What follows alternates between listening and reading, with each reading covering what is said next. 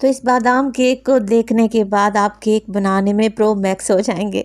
Trust me, ये बहुत ही ज़बरदस्त केक बनकर तैयार होता है।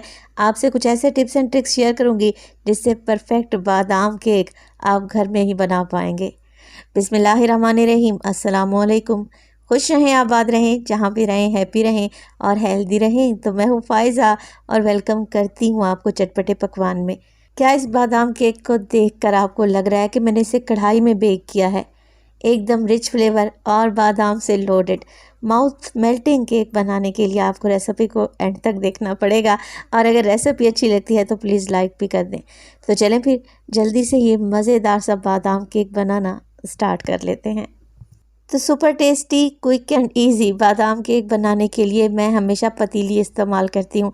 आपके पास केक बनाने वाला मोल्ड है ना, तो वेल एंड गुड है, आप उसका इस्तेमाल कर लें। अच्छा, चाय बनाने वाली पतीली में भी केक बड़ी आसानी से बनकर तैयार हो जाएगा। तो पतीली को मैंने पहले ग्रीस कर लिया है हल्का सा ऑयल की मदद से। अब इस पर मैं बटर पेपर लगा रही हूँ। आप बटर पेपर नहीं लगाना चाहते तो हल्का सा मैदा डस्ट कर लें। बटर पेपर लगाने के बाद भी हल्का सा मैं ग्रीस करूँगी ऑयल की मदद से। ब्रश से चारों तरफ से ऑयल लगा देंगे। अब पतीली हमारी रेडी है, इसे तो रख देते हैं एक साइड पर। केक का बैटर बनाने के लिए सबसे पहले तो एक बोल ले लें और उस बोल में डालेंगे आधा कप के बराबर चीनी। चीनी मैं दानेदार इस्तेमाल कर रही हूँ। अच्छा, आधा कप चीनी से जो केक बनकर तैयार होगा ना, वो इतना मीठा नहीं होगा। अगर आप ज़्यादा मीठा खाना पसंद करते हैं, मीठा मीठा सा केक आपको पसंद है, तो फिर 2 टेबलस्पून चीनी मज़ीद ऐड कर लें। 3 अदद अंडों का इस्तेमाल करूंगी जो कि रूम टेम्परेचर पर है। हमेशा की तरह कह रही हूँ, फ्रिज वाले अंडे इस्तेमाल नहीं करने। अगर अंडे फ्रिज में रखे हैं तो तकरीबन 1 घंटा पहले निकाल कर किचन काउंटर पर छोड़ दें।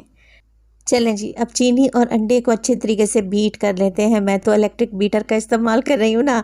आप लोगों ने परेशान नहीं होना, रेसिपी को स्किप नहीं करना।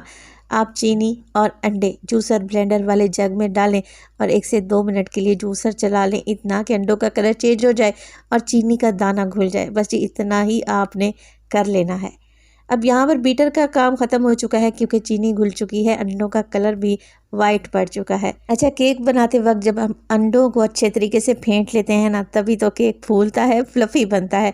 तो आप कंसिस्टेंसी चेक कर लें। रिबन की तरह ये अंडे नीचे गिर रहे हैं और माशाल्लाह से बहुत ही फ्लफ़ी हो गए हैं। तो ऐसा ही बैटर हमें चाहिए था।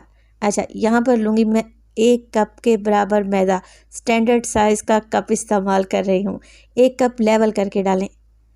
1 टीस्पून डालूंगी मैं इसमें बेकिंग पाउडर का और हाफ़ टी स्पून डालूंगी बेकिंग सोडा या मीठा सोडा। ये दोनों डिफरेंट चीज़ें हैं। तो कुछ मेरी बहनें कहती हैं कि केक फूलता नहीं है, बैठ जाता है। उसकी वजह यही है कि इन दोनों में से आप एक चीज़ नहीं डालती, या बेकिंग पाउडर का इस्तेमाल करती हैं या सिर्फ मीठा सोडा डालती हैं। तो दोनों चीज़ों का ही इस्तेमाल केक में होगा और ये बड़ी आसानी से आपको किसी भी करियाना स्टोर से मिल जाएंगी। चलें जी, अब हमने करनी है फोल्डिंग, और फोल्डिंग भी चेक कर लें। मैं हैंड विस्क को एक ही साइड पर घुमाती जा रही हूँ और मैदे को फोल्ड करती जा रही हूँ। तेज़ी से अगर आप बैटर को मिक्स करेंगे ना, तो क्या होगा, अंडे जो हमने झागदार बीट किए थे, सारी झाग ही उनकी बैठ जाएगी और केक फिर फ्लफ़ी नहीं बनेगा। बादाम केक बना रहे हैं तो मेरे पास है 3 टेबलस्पून के करीब कूटे हुए बादाम। अच्छा, बादाम को आप चॉप करके भी डाल सकते हैं। मैंने इसे मोटा मोटा सा कूट लिया है। चेक कर लीजिएगा, बादाम मीठे होने चाहिए। केक बनाने में मैं आधा कप ऑयल का भी इस्तेमाल करूंगी। तो ये डेली रूटीन का कुकिंग ऑयल है जो हम हांडी सालन में इस्तेमाल करते हैं। 1/4 कप के बराबर मैं इसमें दूध डालूंगी जो उबला हुआ है और नीम गर्म है।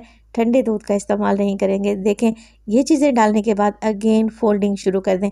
अच्छा, यहाँ पर मैंने वनीला एसेंस का इस्तेमाल नहीं किया क्योंकि मैंने 3 टेबलस्पून कुटे हुए बादाम डाले हैं ना, अंडों की स्मेल ख़त्म हो जाएगी। अगर फिर भी आपको डाउट है तो आप इसमें वनीला एसेंस या फिर आलमंड एसेंस का भी इस्तेमाल कर सकते हैं। चलें जी, मिक्स कर लेते हैं सारी चीज़ों को और अब आप लोग चेक करें। केक के बैटर की कंसिस्टेंसी बेहतरीन हो चुकी है, सारी चीज़ें मिक्स हो चुकी हैं।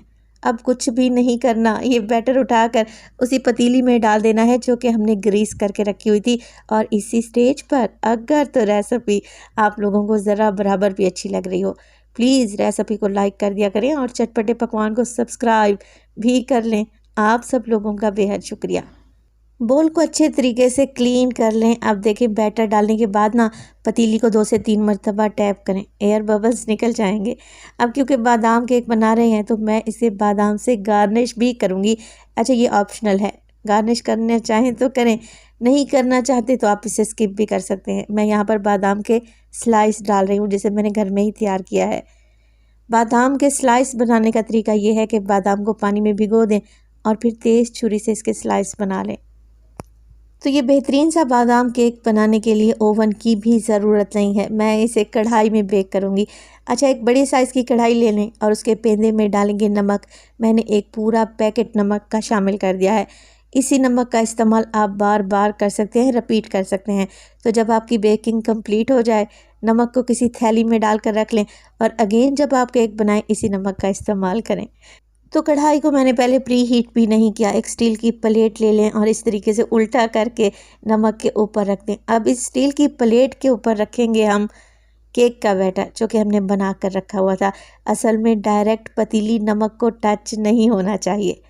बस ऊपर कवर लगा देंगे और मीडियम टू लो फ्लेम पे पहले 5 मिनट के लिए और उसके बाद तकरीबन 35 मिनट के लिए बिल्कुल लो फ्लेम पे केक को बेक होने के लिए छोड़ दें।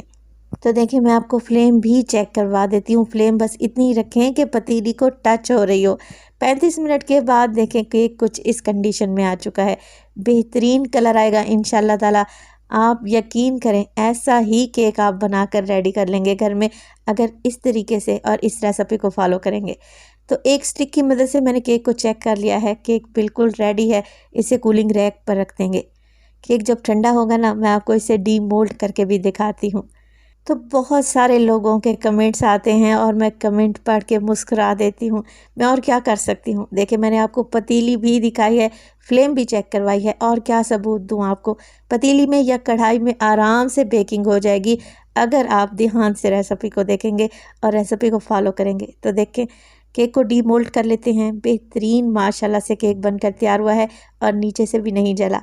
हमारा बादाम केक अभी मुकम्मल तौर पर ठंडा नहीं हुआ। आप लोग ज़रा पतीली को चेक करें, नीट एंड क्लीन है, ज़रा भी नहीं जली। अब देखिए बटर पेपर को निकाल लेते हैं और माशाल्लाह से कैसा सुनहरी रंग आया है।